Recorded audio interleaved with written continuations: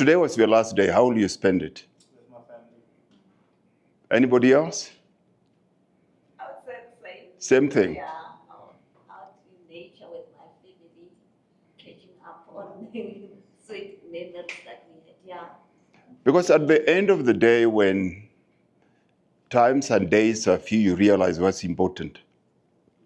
The biggest problem with the culture we live in is they've kept us so busy with things that mean nothing. And the most important thing that we all have been blessed with is time. We all have time, but we only realize we have time when it's too late. The average lifespan for a South African is 64. Most people live up to 75. But if you're going to live up to 75, simply it means you've got 3,900 Saturdays in your entire life. And I only realized that when I became 55, because then I realized I've already spent 2,900. I only have 1,000 left. Now the question is, if you only have that much Saturdays, what are you doing with your time? And for us to realize how important time is, you have to attach a value to your time, because most of us don't really know how much our time is. And anything that does not know its value abuses itself. How much is your time worth? Who can tell me how much their time is worth?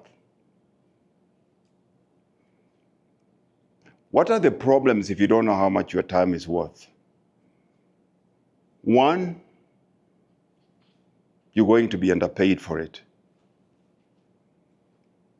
Two, you're going to abuse it.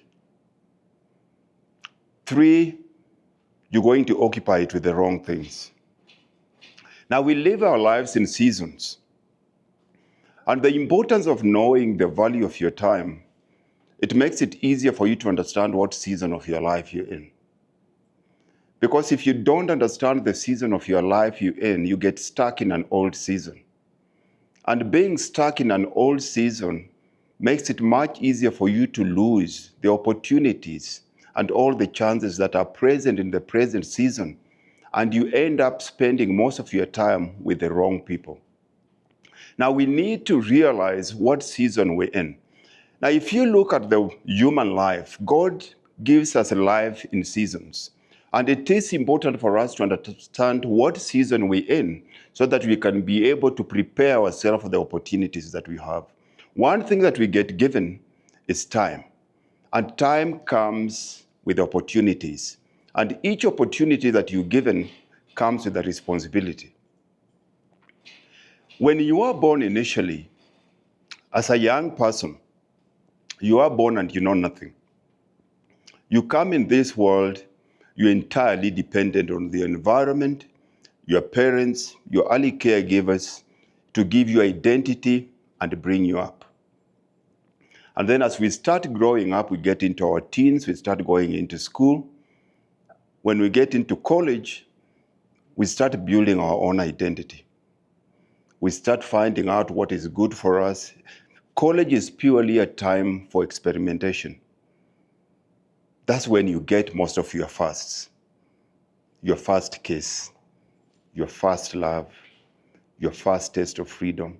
All those things that at home you are not allowed to do.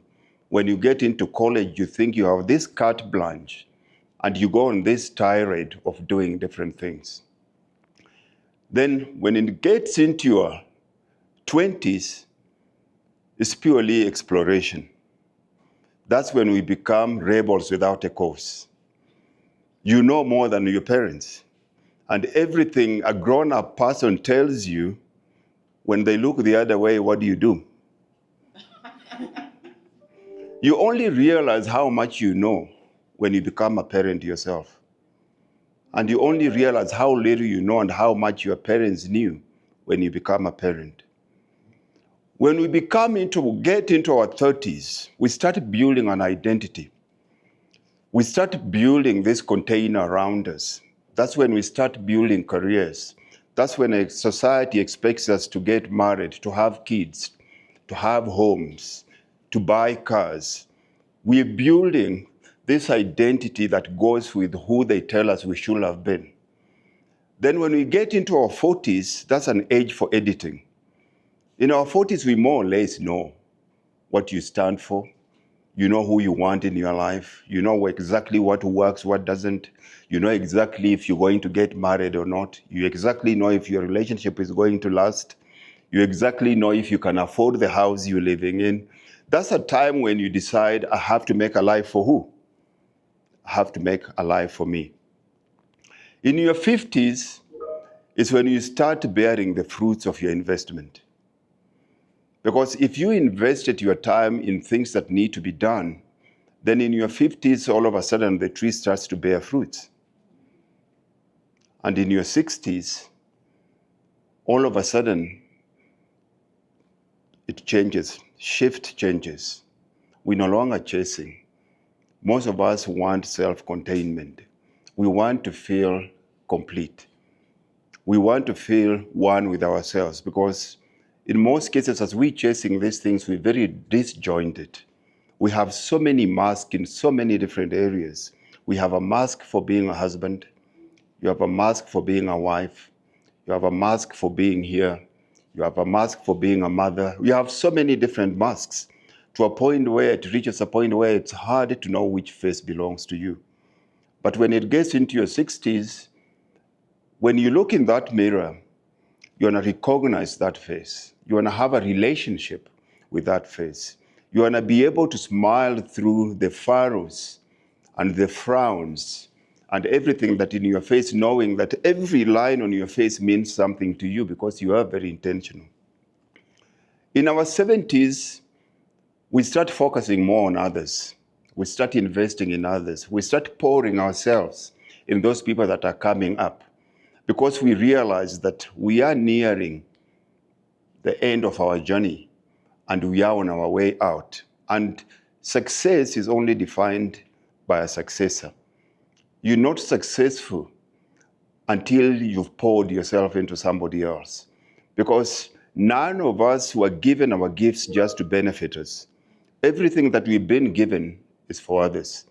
And if others are not benefiting from whatever it is that you have, then you become an intergenerational thief because you are stealing from those people that are around you. But the point of today is more or less give you intentionality, settle you in a culture that tells us everything has to be instant. When you go on social media right now, they tell us how people are successful overnight. And in doing that, it steals from us our ability to prepare for the future. It steals from us the ability to work hard. It steals from us the ability to lay down a foundation for the kind of life that we want. Now you have a certain belief, a certain vision in your head of where you want to go. But you have to start somewhere. But all these things can only be achieved through time. Time is a gift that God has given us. God himself lives outside time. Time means nothing to God. He doesn't get old, so he doesn't have to worry. God doesn't get sick. He doesn't have to worry about time. God doesn't get hungry. I'm getting old. I get sick. I get worried. So I have to worry about time because time is an interruption of eternity where God lives to show me that he gives me that ability to tell me that if I don't like today, I can change tomorrow. He gives me that ability to tell me that if this kind of life you're creating now, can you be able to live with it in eternity? So everything that I do, I have to understand that life is a gift. And life is a gift that comes given through time. And that time comes as a gift with a responsibility. How much is your time worth? What's your name, sir? Brandon, how much is your time worth? I don't think I'll be able to put a word on it. It's unlimited. Is it true time is unlimited? Is it true time is unlimited?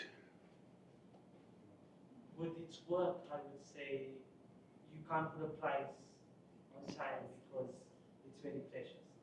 It's very precious. What is more important, time or money? Then why are we working for money using our time?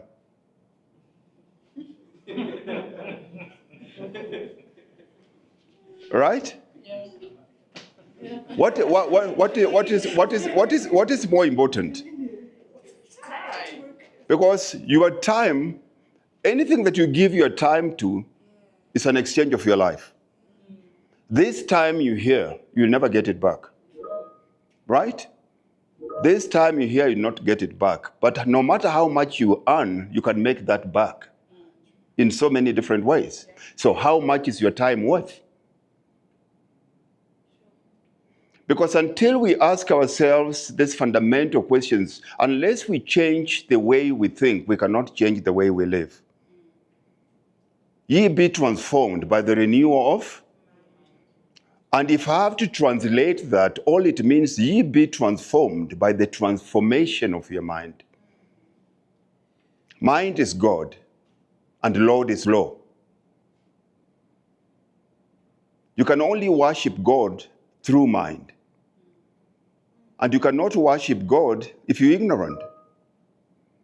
Right?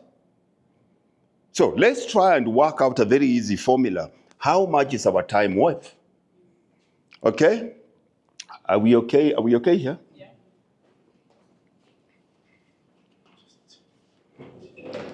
How much is our time worth? How many hours do we have in a day?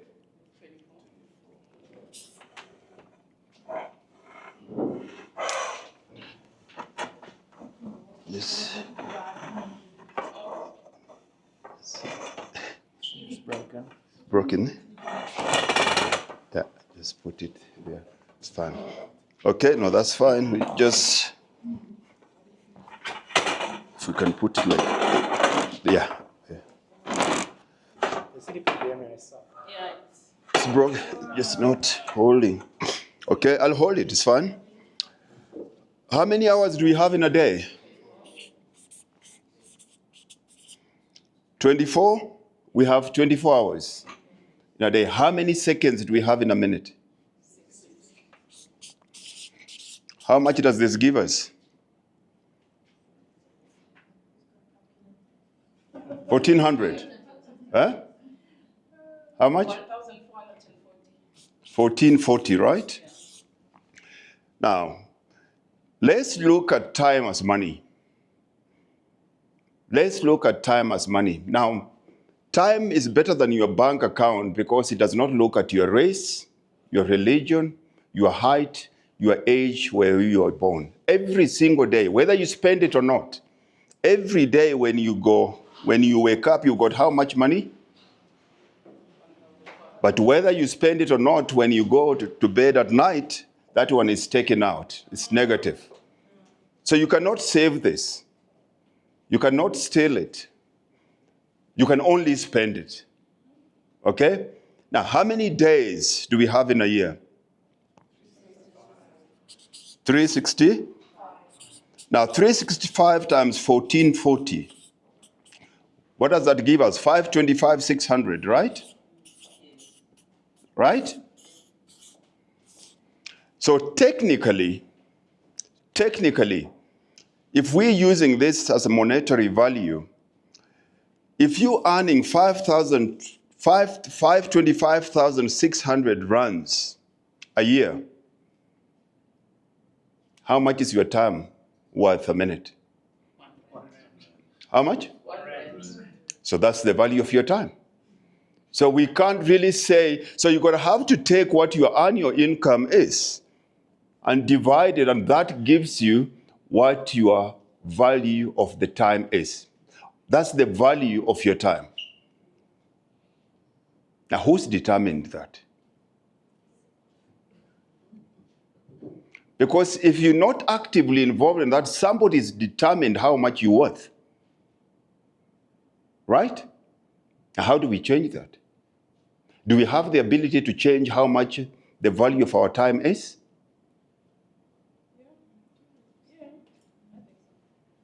How did you get where you are? What steps did you take for you to be worth how much you're being paid now? You went to? Yeah, you took steps. Yeah, there are steps that you had to take for you to get where you are now. Now, if we're going to be intentional, if we're going to raise the value of our time, then there's a couple of specific things that we need to do. There's two ways. You can either earn money, right, or make money. And that brings us to two ways. You can either be employed or deployed. And each of these, if you choose it, it does change the value of your time. How many people want to make more money? How many people are ready to change themselves? Because the hardest thing for most of us as human beings is we want everybody around us. We even want God himself to change, but we're not willing to change ourselves. You'll even pray to God to help your husband change. You'll even pray to God to help your wife change, but you're not willing to change your own mind. Because the ability that we've been given as human beings is if you change. I can see Hendrik, I see him like this because of what I think of him. But if I change how I think of him, he changes in front of me. But if I keep on focusing on him changing, for me to change, what do you think will happen? Now, let's change. All we want to do in the next 10, 15 minutes is to increase the value of your time. Now, we have this that we call the productivity pyramid. Okay? I'm going to divide your life into 4 areas.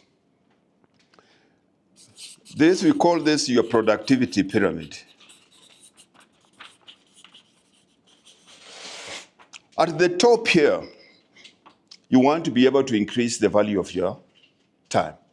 And this is what we call, we're starting here, and this is what we call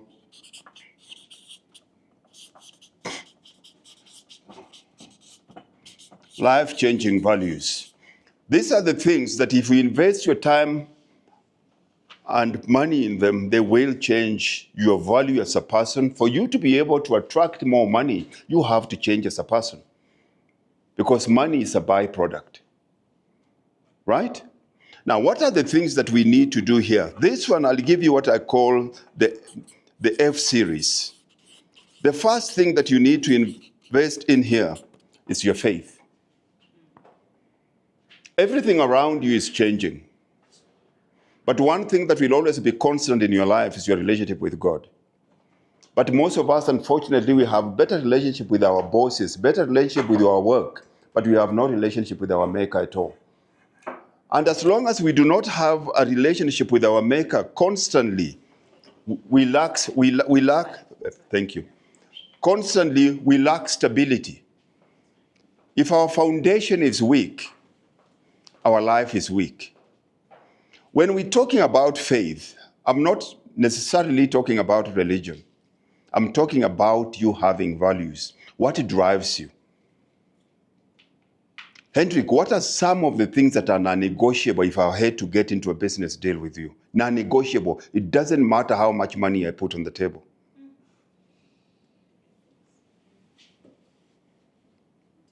What are your non-negotiables? Most of us don't have non-negotiables. We don't have non-negotiables in our work relationships. We don't have non-negotiables in our relationships. We don't have non-negotiables. So what happens? We constantly follow the majority. And the majority are always wrong. Right? So what is your faith? You have to build your faith. And your faith starts with values. What are values? Value simply means something you value. If I value my wife, I'm not going to devalue her by going out with somebody else. If I value my job, I'm not going to devalue it by not being prepared or by coming to work late. If I value your friendship, I'm not going to talk behind your back. What is it that you value? That becomes the foundation of our faith here, right? Second thing here is family. Look at your life. You spend most of your time with people that are non-family members. You spend more time, 85% of your time, you'll spend it with the people that you work with, and most of them don't like you. And when we go home, the people that love us, we tell them, I'm too tired. I need to unwind. So what do you do for a man? You take off your shoes, kick your shoes off, put your feet on the table. You either watching a sports game, whatever. Kids want to play with you. The wife wants to talk. You say, I'm busy. I'm distressing. Same thing with women. The people that love us most get the least of us. Now, if you're going to live up to 75, remember, 25 years of that time, you already be sleeping. 25 of those years, you'll be at work. When do you really have time for your family? So you have to make an appointment to make sure that it doesn't really matter how you feel. Family has nothing to do with feelings. If you decided to be a husband, if you decided to be a wife, it doesn't matter how tired you are. It's a commitment that you've made. I went out there, I've worked for 12 hours, I'm tired, but I'm your husband, I'm here, how was your day? You, my child, how was your day? Family is a commitment that we have to make. Why? Because at the end of the day, when you are on your deathbed, the person that is going to pass you your last glass of water is not going to be somebody you worked with. It will be a family member that you haven't spoken to in a very long time. So it's better as we get older to prepare for where we're going by surrounding ourselves by the people that we're born with. Family is not always easy, I know. Family is one of the most testing relationships you'll ever have. God is a comedian, and that's why he gave us friends. Okay? The third one here is finance. Money is not everything, but it's up there with oxygen. As long as you live in this world, as long as you live in this material body, you cannot live without money. People say money is not happiness. They've never been poor. It's easy to talk nonsense like that if you've never been what? If you've never been poor. As they say, I would rather be unhappy in a Mercedes rather than be what? In the world we live in, unfortunately, you cannot become who God intended you to be if you're poor. Because for you to actualize yourself, be the best version of yourself, you need to have access to tools. You need to live in a nice area where people just won't kill you for fun. You need to be able to eat good food. You need to be able to take time off, not to work 24/7, 7 days a week. You need to have access to good schools. And the one determining factor, one of the biggest signs for intergenerational wealth is where you live. Because where you live determines where your kids will go to school. And where your kids go to school determines what kind of teachers they'll have to. A child that is born in Alex and a child that is born in Santon, do they have the same opportunities in life? No, it doesn't. So one of the things that we have to understand that finance, money, is a good master but a horrible. It's a good servant but a horrible master. But we have to make money. Money is a way of showing the people around you that you love them, you can take care of them. So we have to make sure that this becomes, in everything that we do, we need to have this F in here. The next one here is fitness. Most of us, unfortunately, underestimate the power. Your body is a vehicle. Your body is a vehicle. Statistics show very well that people that exercise, that people that eat well, live longer. Does it mean that God loves them more? Why do they live longer? Because they give God a reason to fulfill his purpose in them. Because if your body dies, your spirit lives. And your spirit cannot fulfill the God-given destiny. If you have diabetes now, if you have high blood pressure, that becomes your new God. Where is my tablets? Where is my sugar?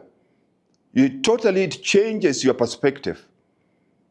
And the scripture clearly says that no other God shall be. We serve a jealous God. He doesn't want you having some other small gods around that you're worshiping. And when you let go of your body, unfortunately, you bring in other idols that God does not like. The other one here, which is important for us men, Hendrik, is friends. Ask any man 40 plus, 5 of their friends, most of them won't. They start naming even their own kids. Most men don't have friends. Women can bond over makeup. Women talk. Women can bond over coffee. Women can bond just to go to the mall and walk. Men, we don't. Men, we bond over pain. That's why you see people like that have been in the military together. You see, I have to go through something with you for us to bond. But most of us are so afraid of pain nowadays. We live in a society that says pain is bad. And in locking out pain, you lock out your own growth. Where there is growth, there is pain. You cannot grow without pain. And we mistake pain with suffering. Pain is part of life. There's no woman in here that has a beautiful baby that didn't go through the pain of child labor. You had to go through that pain. All of us here had to go through teeth pain for us to have beautiful teeth. But it's only when it comes to us growing up, we start avoiding pain. And the minute you avoid pain, it means your life is locked. Now this becomes 1, 2, 3, 4, 5. This becomes the most important things that we have to bring in here. We're trying now to increase the value of your time. Now here we have what we call high money value activities. High money value activities. Not everything you do is important. Most of us spend a lot of time on urgent things. Money is a byproduct. A tree is only a tree until it bears fruits. If it does not bear fruit, you don't know what tree it is. You just look at it. This thing looks like a mango. This thing looks like a... What tree are you? Right? Faith without works is dead. Now, for us to be able to do this, we have to build our faith system. Right? What are the things that we need to do so that we can make as much money as possible? Is money good or bad? Good. Money is good. Is money a man's idea or God's idea? No, it's a God idea. Where did money come from? Where did money come from? Who came up with money? Money is a symbol. What's your name, Mom? Karen. You make these pens, and I want this pen. How do we exchange the value? It's the same thing. It's the same thing. Still exchange of value. She's got something I want it, but I don't have anything that she wants now. But to show her that I appreciate it, I'll give her what? Money. Money is a spiritual representation that you're serving others. Money is a way of showing that you are serving her. Or you can only get money from people. You don't get money from dogs. You don't get money from cows. Money means nothing to other animals. The only animal that money means something to is who? So where did money come from? Money comes from man's mind. And who put the mind there? It's God. So money is not a good idea, it's a God idea. Jesus spoke more about money than salvation. Okay? So what do we need to do? Now, if we're going to make money, it means you have to change, Hendrik. What is the first thing that you have to do, Lolo, if you're going to attract double, 10 times what you're making now to create value? And the first thing you have to do here is To make more money, you have to raise your own personal standards.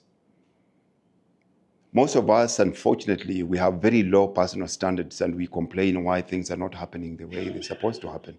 It starts with you. It starts with you. So what is the first rule for you to raise your own personal standards? Excellence. You have to choose excellence as a standard. What is excellence? It's absence of contradiction.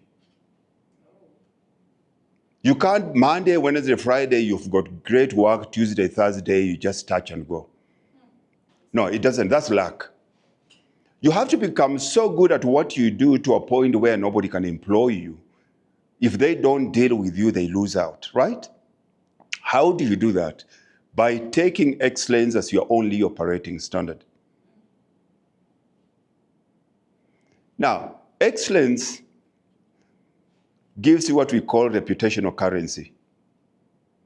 Excellence attracts opportunities. Excellence secures your job.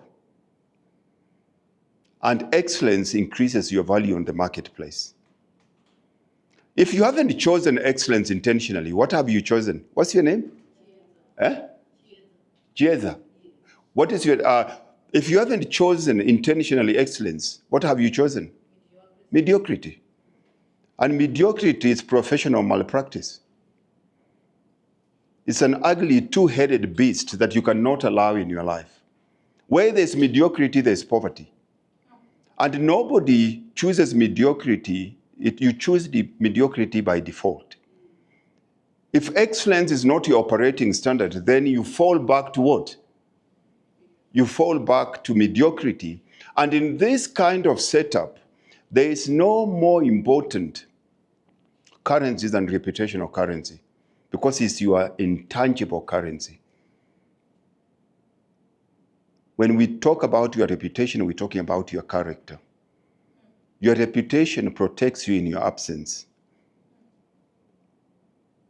What is your standard? There's a very easy way to test your standard. Take out your phone or go on your laptop and send an email and say, I'm resigning with immediate effect. If they beg you to stay, then you're excellent. And if they ask you, if they tell you, but you must serve your notice, then you know, I need to do more. Now, these are things we have to constantly keep on doing these things. So number one here is excellence. The second thing we need is self-discipline. Most of us lack self-discipline. Anything, we only save here today because there's external discipline factors out there. I didn't die in that traffic light because there's external discipline enforced. If you go through the red traffic lights, either you're going to get a fine or something will happen. All those things, to get to the airport on time or you miss your flight, to go to the doctor on time or they won't see you, all those are external sources of discipline. But for you to change as a human being, you need self-discipline. But most of us hate self-discipline. Most of us don't have self-discipline. And any area of your life where you lack self-discipline, you become a prisoner because it controls you. So in this environment, that's number two you need to do. Number three, you need to live a deadline-driven life. Deadline-driven life. Without deadlines, any project or task will take as long as you decide.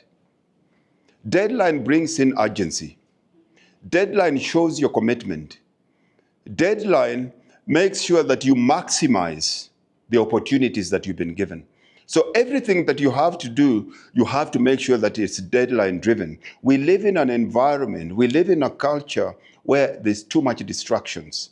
So if you don't decide that I'm going to sit here for this next 45 minutes and finish project A, B, C, it will take you the whole year before you do that. And what does that do to your excellence? It affects your excellence. The third thing here is you have to have a no excuse policy.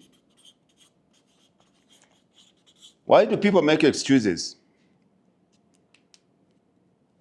Why do people make excuses? Not enough self-discipline. Why do people make excuses? There can be reasons sometimes. If I'm late because there was a car crash and I was tempting, so the excuse is the reason. So it can be an explanation. No, there's a difference. There's a difference between an excuse and a reason. But let's stick to excuses. Why do people give excuses? To excuse their mediocrity. To excuse their mediocrity. What else? Because you said earlier that no one wants to be wrong, so I'd rather change another person. So if I can find some way of making myself the good person in the situation, then I'll come up with an excuse. Beautiful. So people make excuses, one, because they did not keep their word to you, as prescribed earlier. They said, I'm going to do this, they didn't do it. But the most important reason why people make excuses is because they want pity. They're manipulative. A person that makes excuse, watch that person. They're trying to manipulate your emotions. They want you to feel bad for them for not fulfilling, for them breaking a promise that was made. But the biggest reason why you have to avoid that is simply a low standard issue. Somebody that makes excuses has very low standards. So when somebody makes an excuse, you have to mark it in your head and say, I'm not dealing with you again. You know, don't fight with them, but just know straight away this one, because right now we all have an opportunity to make choices as an individual. But the minute we are together as an organization, you have no right to make a choice that will affect my life. Whatever choices that we make collectively has to be towards a certain goal. If we say we're going to do this together, whatever choices you make has to be in alignment with that, collectively. What you do personally is none of my business. But when we collectively break the agreements that we agreed on, you start affecting my life. And in an environment like this, it doesn't happen sooner or later. You become one of those people start talking behind in the corridors. You don't want to be in a workplace where the coffee machine, they're asking, did you see Lolo today? Did she send you the email? You don't want to be one of those people, because it makes the environment very uncomfortable for you to do what? For you to work. And then we have what we call low money value activities. This activity, are you guys with me? Yes. These activities that you invest a lot of time in them, but the return on investment is low. God is a businessman. God is a businessman, and he wants a return on his investment. And the best way for God to make sure that he gets maximum return on his investments, his automation is laws. God is given us specific laws to live by. If you break a law because of ignorance, it does not absolve you from the consequences. If you decide to jump from this building down there because you are drunk, it does not stop you from breaking and dying. Right? If I take a one-day baby and I drop the baby there because the baby doesn't know, it doesn't mean the baby will survive, because I've violated God's laws. Right? Now, what are the things, low money activities that most of us invest a lot of our time in, but the return on investment is minimal? What are some of those? Now, I want you to think totally different from women and men. The current woman now and the traditional woman, my mother, is not the same. My mother her job was purely to be a homemaker. Her job was to bring us up, cook food, and look after the home. The present woman is totally different. She still has to work 8 hours. She still has to chauffeur the kids to go to school. She still has to take the kids to sports. She still has to be a tutor at home. She still has to cook. And at night, somebody kicks her and says night duties, right? So you've got all these roles. You've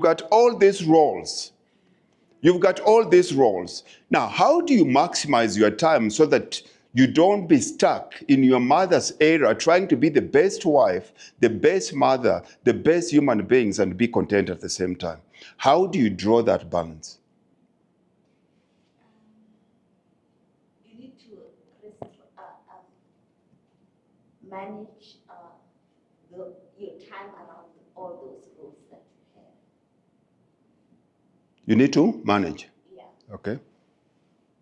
So You are a mother, you are a wife, you are a teacher. How do you do that? Because it's too much for one person. Yeah, it's too much. So how do we do it? You prioritize. We have to know what is important Yeah. and what is urgent. Cooking every day doesn't make you a better mother. We have fridges nowadays. My mom never had a fridge. You can cook 3 times a week. You can cook twice a week. Doing laundry every day doesn't make you a good mother. These are activities that you invest too much time, but they take too much time from you from being a good mother. So what are some of those things? It brings us back here. Now, you've chosen to be a career woman, right? So you have to become so good at what you do. One thing that makes money beautiful, the Bible says, redeem the time. With money, you can buy time. With money, you can buy. I can only do things I like.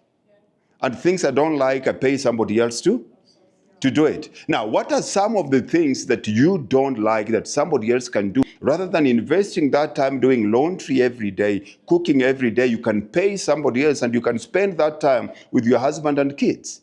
Yeah. So those are things that we have to look at here. And most of these things are house chores. Admin. All these things, they take a lot of our time. But these are things that we can comfortably outsource. And then we have the last one here, what we call zero negative money activities. Zero negative money activities. Things that don't add, but they even take away from your life. What are those things?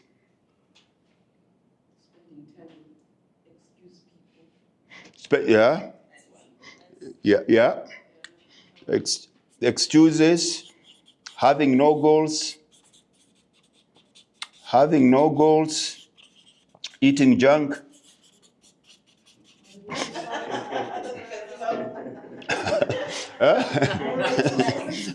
What else? What else? No exercise. Gossip. Lies. There's a lot of things here. There's a lot of things. Now, if you look at this, the minute you become intentional with this, it changes the value of your time. It changes the value of your time because time, we've all been given 24 hours. Time is the only true democracy in the world. It doesn't matter whether you sleep under the bridge or you live in a penthouse. We all have 24 hours. Time reveals, time heals, and time conceals. Time will always tell us what you say you've been working on. You can say you've been busy, but time will tell us if you are lying. Time will always reveal if you're ready for the opportunities that you say you're planning for. Time will always reveal to us if you have a vision for your future. So the point of this is to show us that in this society that does not teach us how to plan, this society that does not tell us that we live in our lives in seasons, this society that tells us if we're working on something and it's not paying now that we have to give up, the minute you have this plan, then you run away from the distractions where you want instant gratification. A microwave is a very new thing. So very few people nowadays, even if you ask them, that eat home-cooked oats. People eat 2 minutes noodles. We microwave everything. And that behavior, we've taken it into our profession, we brought it into our relationships. We punish hard work. So how do we do this? How do we change and increase the value of your time? And that will bring us to our last topic here. What is wealth? What is wealth? What is wealth? I'll say it's your good house. Mm-hmm. If you have that, you're wealthy. Wealthy. Because you can still do more. Okay.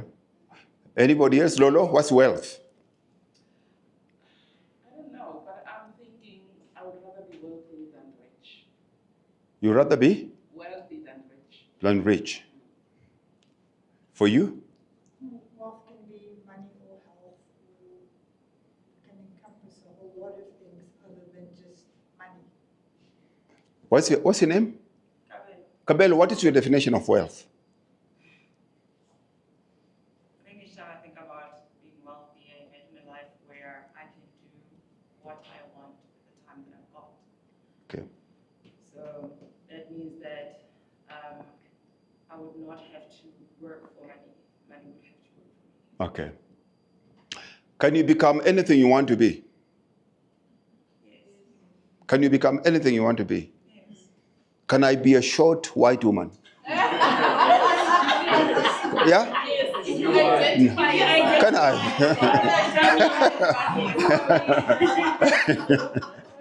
Can you be anything you want to be? No. You know, there are some things that are lies. There are some things that this society tries to impose on us to control us. Right? I cannot be anything that I want to be, but I can be anything that God wants me to be. Right? The most important thing is to understand who God wants me to be. One thing as you get older, you realize it's harder to ask God to bless what you want rather than find out what he wants, do what he wants, and it's easier for him to bless. Yeah. So most of us try to force his blessings into our lives. It's like you live under a rock and there's sunshine and sun rays every day, but because you're under a rock, the sun rays doesn't come under a rock. The easiest way to get the sun rays is to leave the rock and go where? And that's how most of our lives live. So if we're going to increase our value, if we're going to make as much money as possible, because without money you cannot contribute to as many people as possible. Our job in this world is to have an impact. If you're just trying to make as much money for you and your family, it's a good idea. But if you want to make as much money for as many people as possible, it's a God idea. And we've all been brought here to do God's work. God does not want just to bless what is good for you.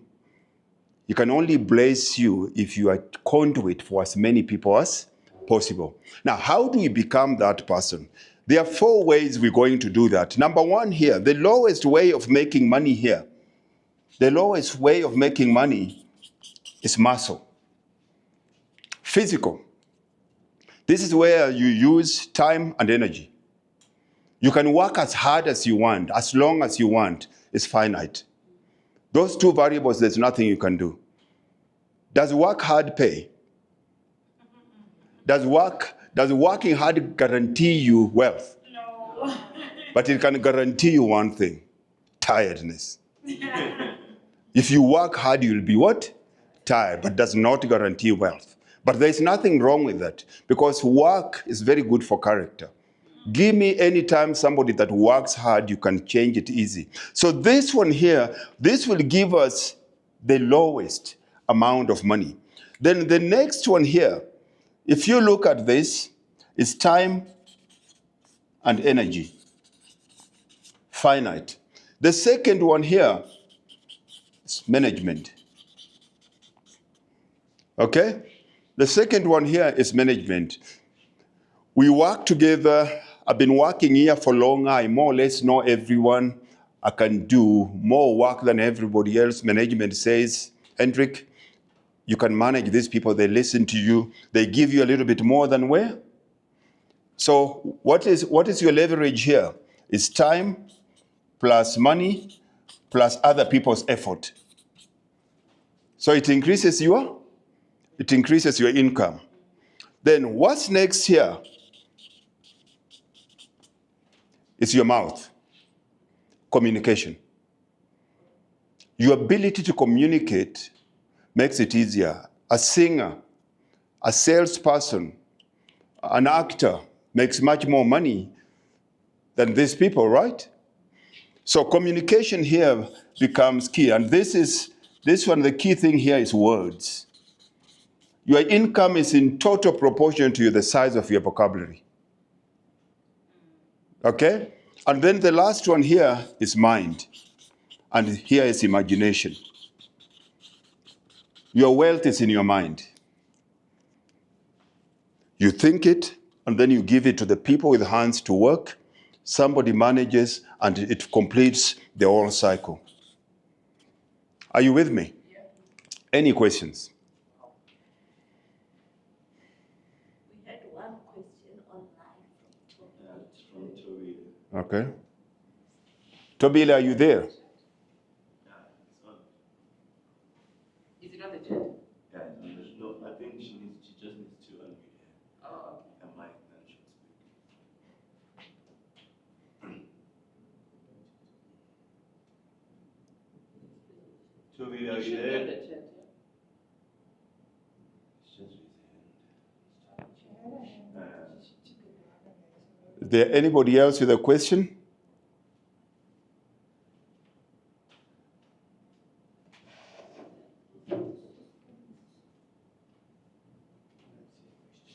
Yeah, it's cognitive. Okay. Yeah. So are we together here? Yeah, very much so. When people don't have questions, it's always two things. Either what you said nothing, or their mind is always somewhere else to go. But whichever way, I'm grateful. Thank you for this opportunity, and I hope to see you soon. Oh, thank you so much. Okay. Woo, that was so powerful. Thank you so much, Steve. I think with that, we really would like to extend, really, you have been gracious. So this free speech hopefully has really kind of had us thinking and kind of shifted our own perspectives in terms of how we see this. For me, the key takeaway is time, the value of time. And yeah, NFO team, there you have it. Thank you, Steve. No, thank you. So much. Thanks. Thank you so much. And thank you to your team as well. Yeah, so but yeah. Thank you so much.